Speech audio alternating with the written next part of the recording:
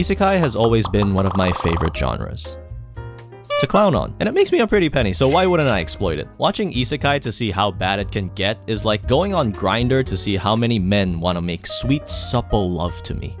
I know what I signed up for. This one in particular caught my interest because on one hand, it's one of the lowest rated Isekai this year, and on the other, holy shit, look at those bazonka honkas. But the most shocking thing to me is that this had the potential to be a pretty good anime. What went wrong? Let me show you. In this anime, our MC Sato sees two people teleport in front of him from another world. The girl tells him to forget everything he saw, and in exchange, she'll be his friend.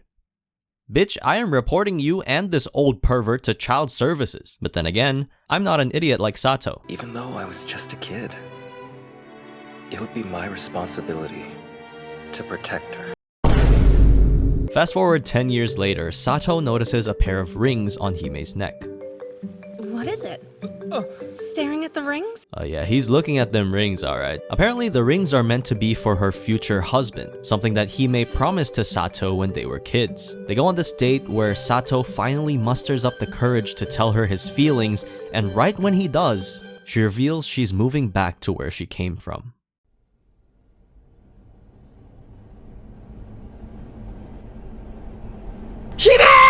Holy fucking shit, that scared the shit out of me.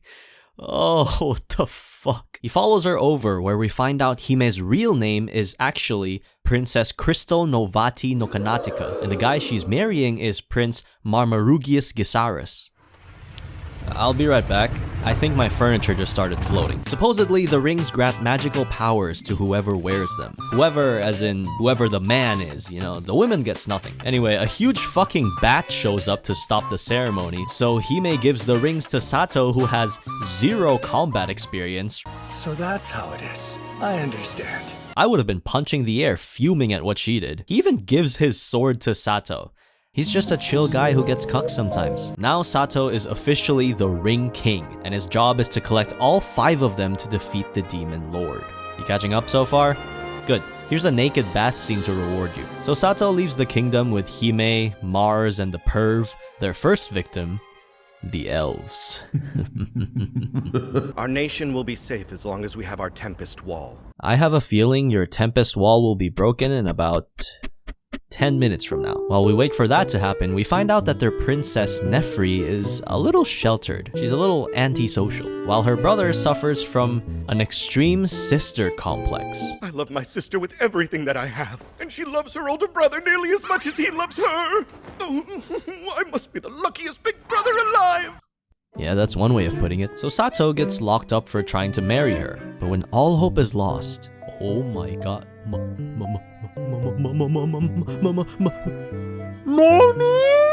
I'm here to find out what you hope to accomplish by gathering the rings. Are you after world peace? Or maybe you want absolute power? Or perhaps 5 beautiful wives is enough for you? The last one. Definitely the last one, please. I don't know what your deal is, but the only thing I want is Hime's happiness. I don't know who that guy is. He doesn't speak for both of us. She brings us to the temple where the ring is and tells us that Nefri's aunt was the original owner of the ring, but she fell in love with a human that the elves discriminated into running away. She runs away too, cursing for the kingdom to fall, so her younger sister, Nefri's mom, decides to attack on Titan this bitch and cage them in out of paranoia. Oh my gosh, she's here! The ring king is here! They find a dumbass way of letting Sato and Nefri have some alone time, where we learn that Nefri likes reading books and is deeply interested about life on Earth. Psst, Sato, there's your in. Quick, establish a connection. People say you're a fucking loser. I'm sorry, will you suck my cock? Somehow it works, and he convinces her to marry him. Oh, look, it's been 10 minutes. This bitch storms in and completely overpowers everyone to take the rings. But before she can do that, Nefri breaks her parents' statues, instead of just taking the ring off, permanently killing them, and gives it to Sato. He breaks the demon's mask, and in a Scooby-Doo reveal, we find Nefri's aunt? Smegmagardi. The Demon King took advantage of her despair and mind-controlled her with a black ring. non-racial of course, and thus the Wind Kingdom is saved. Whew. How about another naked bath scene? Holy shit! Look at those bazonka honkas. One thing you should know is that aside from the demon lord shit, there's a whole side plot of romance between Sato and Hime that the author conveniently uses to blue ball us every single time. Every scene is like, oh, here comes a sex scene. Psych, I'm choking your balls. Our first time together is supposed to be sweet, not weird. The vibe is totally wrong. So to save you from yourself, I've decided to omit these scenes completely from the script. With evil vanquished and woman conquered, they head for the next city. But before they do, the old perv assures Smegma that her human lover is alive and well and wishes for her happiness. Is this going where I think it is? I was hoping to have a chance to chat with the great sage Alabaster. Alabaster? That was his name.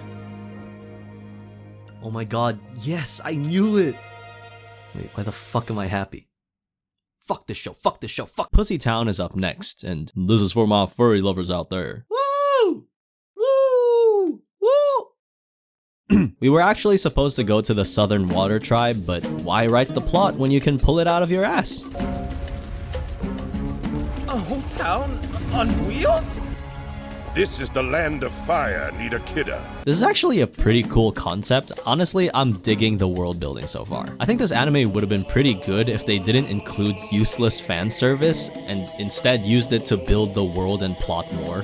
What wasted potential. The princess here, Granart, is this badass cat woman who was so strong she promised to marry anyone who could beat her. So naturally, people from all kinds of countries and races came to fight because the ring would give them power. Sato is weaker than all of these guys, but you probably know where this is going. Sato gets beaten so badly by Granart that she gives him another chance to redeem himself. Fuck it, why not? They also go to this mixed gender spa where Sato gets smothered by a big buff black man.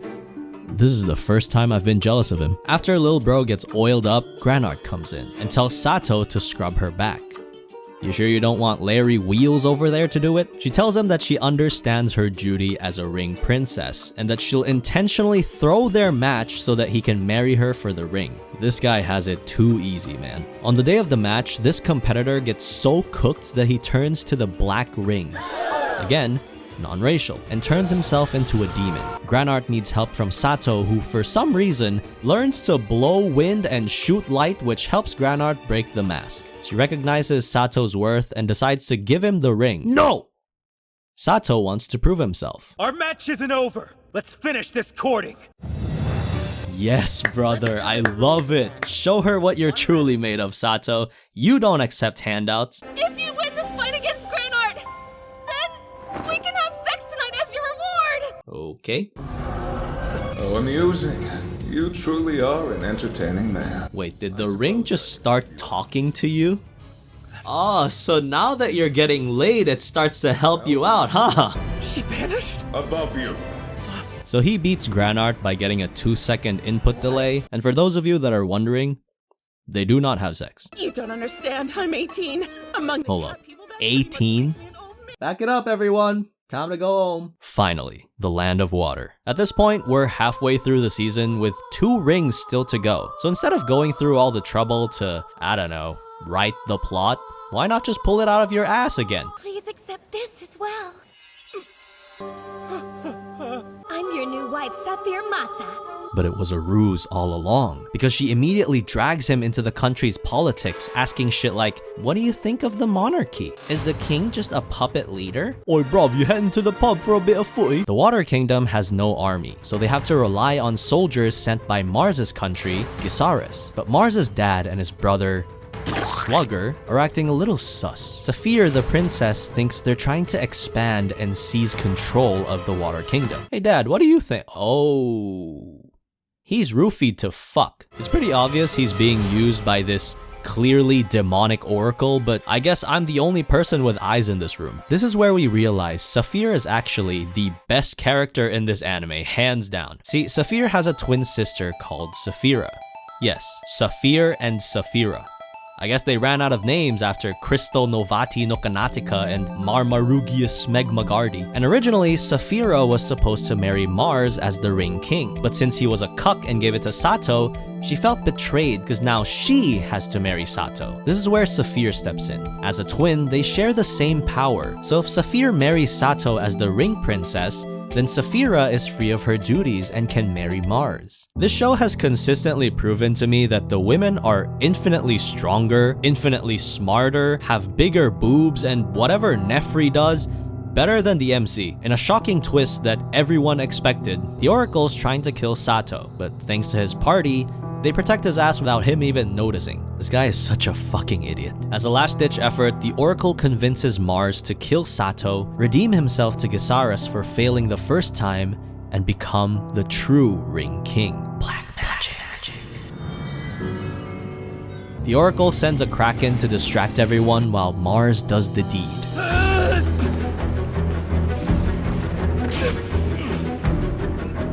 But Sato says, "You are my friend."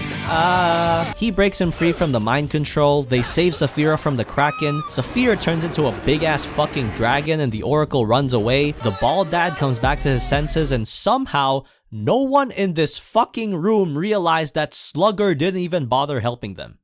And then he just lets him go. Yes. If we work together, we can do anything. Be gone, fuck! I will exterminate anyone who gets in my way, be it Abyss King or the Ring King. Our last stop is the Dwarven land. But before that, the anime decides to play a filler episode where all the girls want to have sex with Sato. Even the Ring was like, "Do it, you fucking pussy." He doesn't do it. So they get to the dwarves, but it's in complete shambles. They try to find any semblance of life when they stumble upon a highly advanced technological robot. Apparently, the dwarves were skilled craftsmen, capable of utilizing magic crystals to make them move.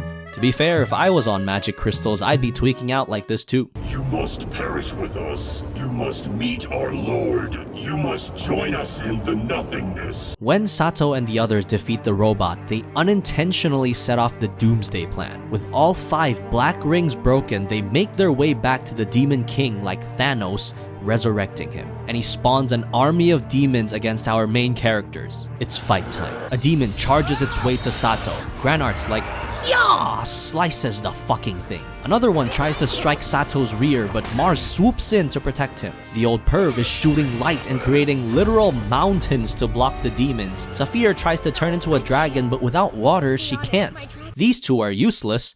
If you've ever played League of Legends, this is what it feels like to carry the acoustic brain-dead bot lane E-daters. Without any room left to escape, Alabaster the Perv makes the very tough decision to sacrifice himself to teleport the others to safety.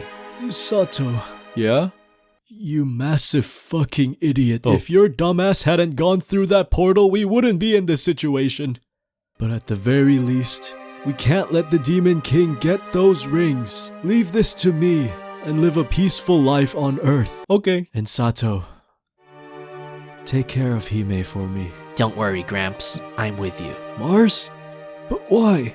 I don't know. The author told me to do it. I don't want to fucking die. Gramps teleports everyone back to Earth so Sato can have his 4 women in peace. And then for the next 10 minutes of episode 11, they just live life like normal. Sato and Hime are fucking going to school, Granart and the others are shopping. This is when the show realized, oh wait, we still have to give him the last ring. Here you go. I was sent here long ago. They knew that they would die out, but something had to be done to protect the ring, so they created a vessel that would withstand the test of time. That vessel stands before you. You smell that? It smells like bullshit. How the fuck would the dwarves even know that first, Hime and the perv would arrive in this world for no fucking reason, and that second, Sato's dumbass would actually follow her? What, are they well versed in isekai ass-pulling tropes as well? Okay, so this is Amber. She's a robot made to replicate the old Dwarven princess. I'm not gonna lie, I thought the Dwarven princess would look something more like this. As she's about to give the ring to Sato, Hime says she refuses to go back.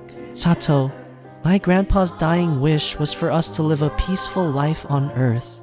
If I go back, I'd be going against that. And more importantly, I don't want to see you get hurt. Shut the fuck up, bitch. I'm the main character. Alright, let's do it.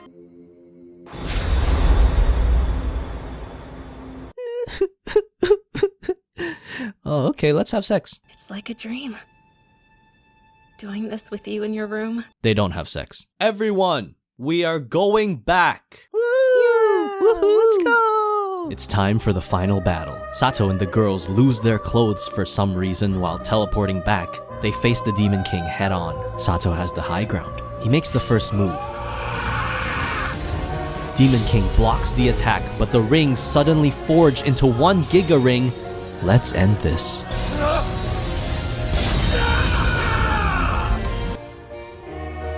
He won! That usually means he didn't do it. Sato is given the Gok Gok Void Suck 3000, which literally drains his soul away and makes him go.